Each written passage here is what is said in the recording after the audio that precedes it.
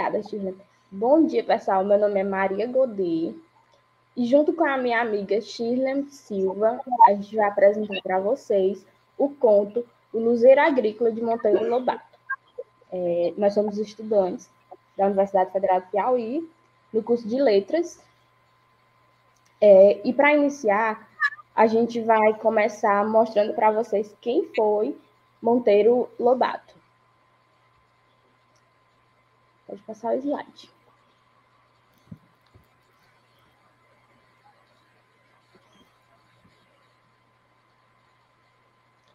Vamos lá.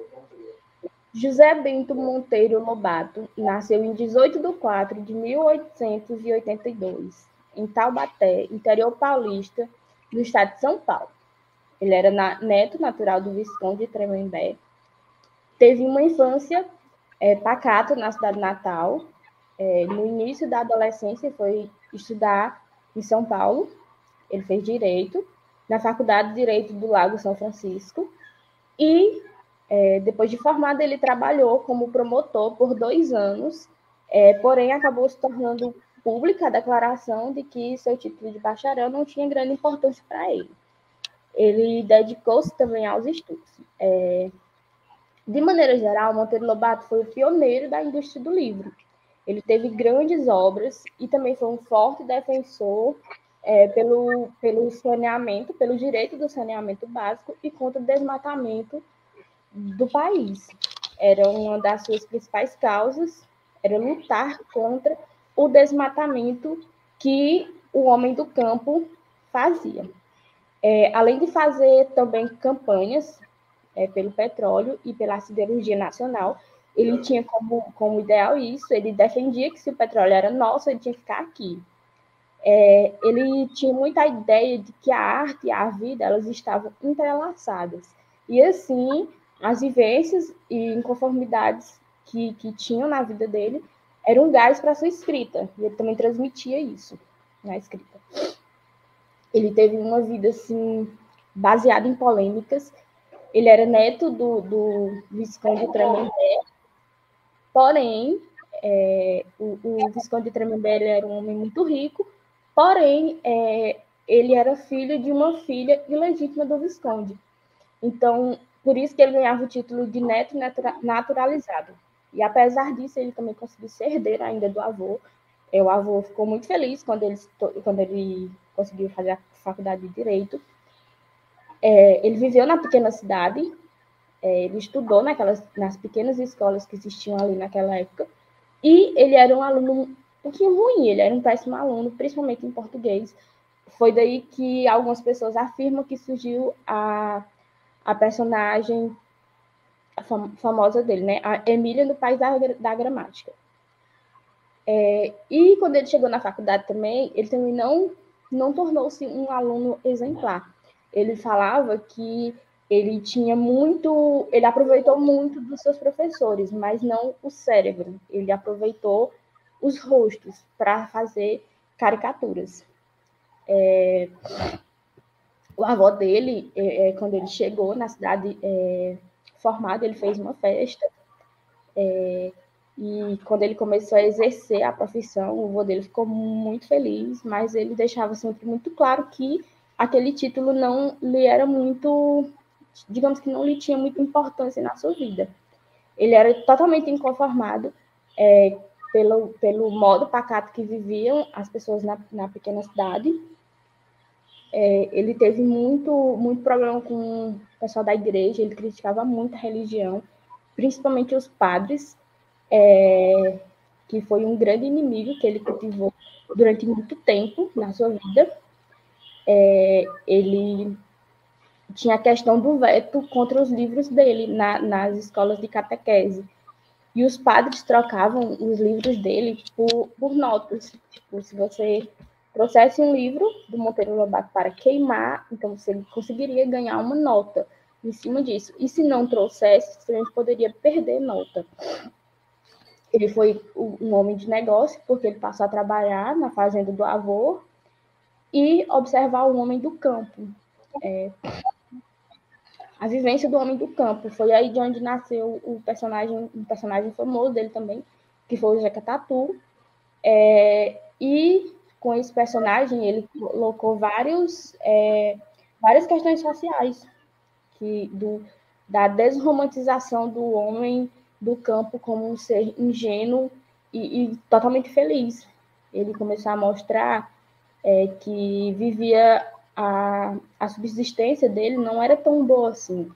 Ele muitas vezes ele passava fome, ele tinha que comer engrossado por farinha, a comida, ele andava com os pés descalços e, principalmente, ele usava o fogo como arma para conter o mato das suas propriedades, que foi uma das suas primeiras denúncias assim que ele usou dentro da literatura dele, foi essa.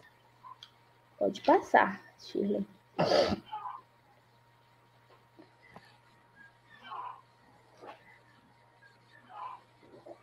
Pode passar. Você já falei.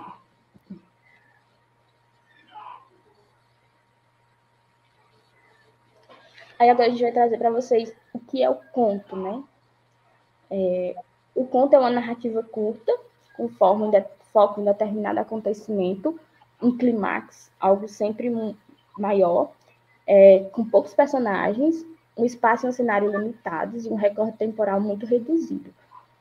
Aí eu trouxe aqui uma citação do Cortázar, que diz: o contista, assim como o fotógrafo, sente necessidade de escolher e limitar uma imagem ou um acontecimento que seja significativo.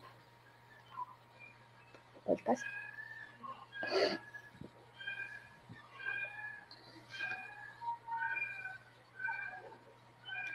Aí a gente vai trabalhar agora a estrutura do conto. Ele tem a base na narração, que é uma situação, um problema, um desenvolvimento e um final inesperado. Nos personagens, a gente tem seres que executam ou recebem ações, que podem ser animados ou inanimados. Se a gente pegar o exemplo do conto do cara lá que a gente está analisando, a gente vai ver ele fazendo a descrição de um arado. Um arado é um personagem inanimado. Temos o narrador, aquele que conta os acontecimentos. Ele pode ser narrador personagem, narrador observador ou narrador onisciente.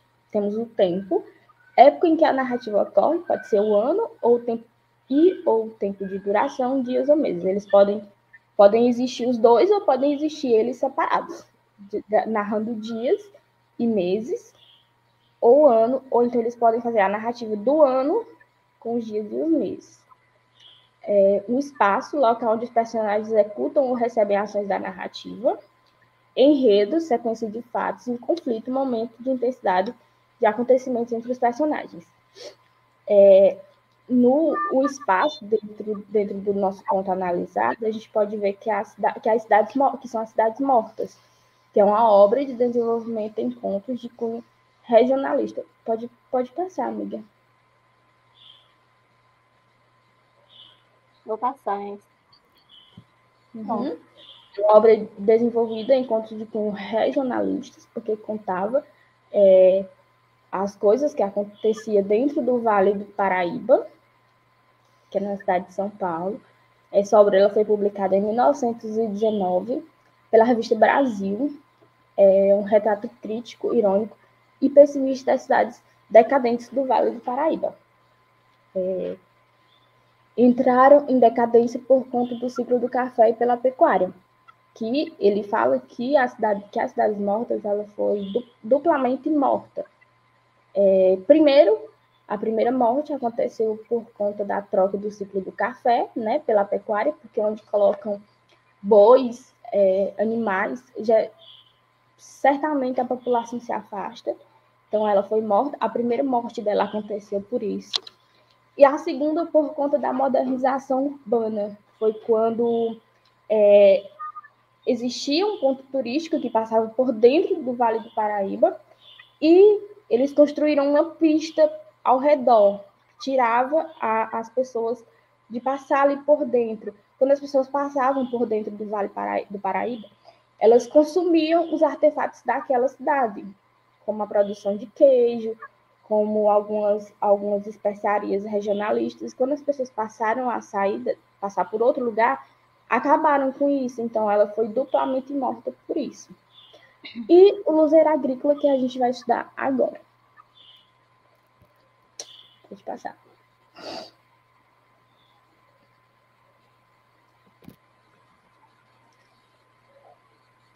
O luzeiro agrícola é um dos contos que existe dentro da obra Cidades Mortas, e a gente vai poder analisar o significado de luzeiro agrícola. Dentro do dicionário, ele está descrito assim: substantivo masculino, coisa que emite luz, clarão, farol, astro, estrela, figurado, lumiar, homem ilustre. Significado de agrícola, adjetivo relativo ao campo, à agricultura, população agrícola, substantivo masculino e feminino, figurado, rural. Logo, a significação de luzeiro agrícola é representação do conhecimento e progresso com novas práticas agrícolas. Se a gente pegar e for analisar o conto em si, né, o lumiar de tudo acontece quando o segundo ministro chega, né? O homem ilustre que traz o conhecimento para dentro daquela comunidade rural agrícola. Então, o luzeiro agrícola significa que existe uma esperança de modernização dentro da comunidade agrícola naquele momento. Então, ele vai tratar especialmente disso. Pode passar.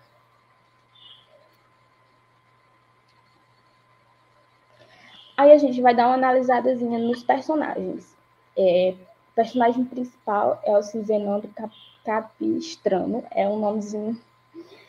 Ele é um inspetor agrícola e que antes de ser inspetor agrícola, ele foi escritor. Aí temos o editor, que ele só, lá no conto, ele só coloca assim, o editor, que é o que trabalha em um escritório onde Cinzenado costumava frequentar, mas que não o via com bons olhos. Ele não via Cinzenado com bons olhos. Pinheiro, que era general, era um apaixonado por belas imagens, ofereceu o emprego de inspetor agrícola a Cinzenado. Cinzenando.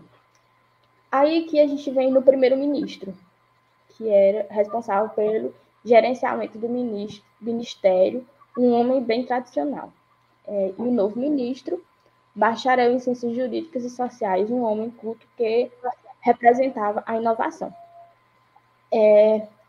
O primeiro-ministro, ele era responsável ele era responsável pelo gerenciamento ali do ministério. E ele era um homem muito tradicional e não acreditava muito na modernidade, né? Então, o Cinzenado, ele era encarregado somente de colocar de fazer relatórios para serem queimados. E ele ficava muito, muito mal com isso. Quando o novo ministro chegou, que era um homem estudado, que ele era bacharel em ciências jurídicas, o Cinzenado viu ali uma esperança de trazer modernidade. Então, ele fez um curso, fez várias outras coisas que dentro da narrativa são bem trabalhadas e o clímax é isso. Pode passar. Agora eu vou passar a palavra para a minha amiga Shirley.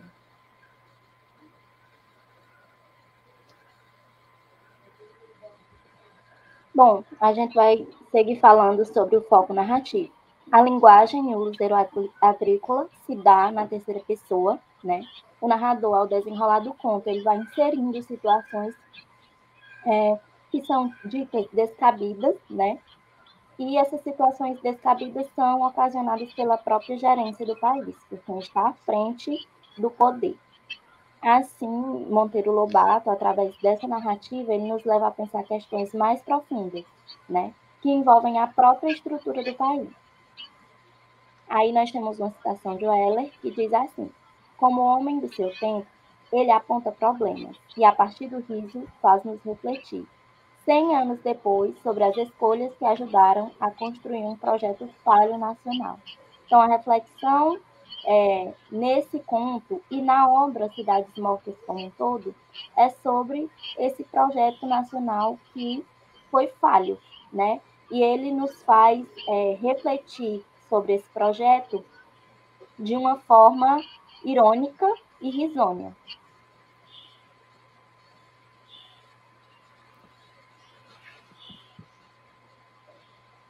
Aí nós temos o espaço. O conto, ele tem como ambientação principal a cidade genérica da época de sua produção. E como ambiente secundário, temos o 20º distrito e o Rio, né? Aí temos uma breve menção ao espaço. Comiseravam o burguês, que ao vê-lo deslizar como alma antenada pela cidade, horas mortas, de mãos no bolso e olho nostalgicamente ferrado na lua, murmurava condoído. Não é poesia não, coitado, é fome. Então, nós temos aí essa breve menção ao espaço. No tempo, nós temos que o Luzeiro Agrícola é uma narrativa que dispõe de tempo cronológico. A época da produção do conto data de 1910, né? Onde eclodia ali a política do salvacionismo e as revoltas. Essa política do salvacionismo, ela se baseava na intervenção militar, né, nos estados para destituir, tirar os governadores do poder e substituí-los por outros, né, que seriam nomeados pelo próprio presidente da República. Né? Então, abaixo nós temos um fragmento que vislumbra essa posição do Estado. O Estado é um boi gordo, semelhante àquela estátua equestre de Edimburgo, feita de madeira, em que os alemães pregavam pregos de ouro. A diferença está em que no Estado, em vez de taxas de ouro, pregam-se os capistranos vivos. Então, aí a gente pode perceber, né, a crítica que é feita na obra ao Estado. Essa citação é do conto, né, O Luzeiro Agrícola, e aí nós percebemos a crítica que se faz ao Estado. Epílogo e desfecho. O desfecho do conto, ele é trágico, né? Trata-se da visão de decadência que Lobato continha de toda e qualquer ação governamental, que nunca era de fato uma ação. Mesmo após a demonstração do inspetor, não se tinha nenhum proveito em termos de colheita. É o que se verifica no trecho a seguir. Meses mais tarde, procedeu-se à colheita. As cebolas haviam apodrecido na terra devido às chuvas, os alhos vieram sem dentes devido ao sol, as batatas não foram por diante devido às vaquinhas, as outras policulturas negaram fogo devido à saúva, a quem-quem, à geada, a isto e mais aquilo. Citação também do próprio conto em análise, O Luzeiro Agrícola, que é onde nós percebemos o desfecho dessa narrativa toda, né? E mesmo com um esforço que não foi tão esforço assim, né? Para fazer o plantio, a colheita ela não foi boa. Temática. A temática que envolve o conto é o poeta como funcionário público e a nova agricultura no Brasil. O critério de indicação política e o Estado como viúva, como mãe e boi gordo são temas centrais do conto. Né? Segundo ela, esses temas não causam estranhamento. Né? Eles têm um efeito cômico. Apesar de trazer a crítica, mas ele traz a crítica de uma forma cômica, irônica. E aí a passagem a seguir que fala dessa temática. Camicita, vai que estás aí, estás fomentando a agricultura como inspetor do 20º distrito, como 700 bagos por mês. Os poetas dão ótimos inspetores agrícolas, e tu tens dedo para a coisa. Vai, levita do ideal. E aí nós temos a crítica, né? Essa crítica, ela aponta para a comicidade e para a ironia do conto. E aí nós temos a passagem. Mas é no conto O Luzeiro Agrícola que o autor atacou frontalmente a questão por meio da ironia e do sarcasmo, patente já na primeira fase que apresenta o anti-herói, quinzenando o Capistrano como inspetor agrícola do 100º distrito. Então, esse conto ele apresenta um anti-herói, né? E vai construindo a história toda, a narrativa toda de forma irônica e sarcástica. Ainda segundo Regina De Luca, 2007, a falta de empenho e compromisso ao tratar da coisa pública é uma marca registrada do conto, né? E aí nós temos as referências Nós usamos a própria obra de Lobato, né, Cidades Mortas. Nós temos a Tânia Regina e nós temos o Daniel Weller, que são pessoas que escreveram sobre essa obra, né, o que englobava essa obra de Monteiro Lobato, Cidades Mortas. É isso. Nós esperamos que vocês tenhamos conseguido contribuir para o aprendizado de vocês, né? E até a próxima. Obrigada.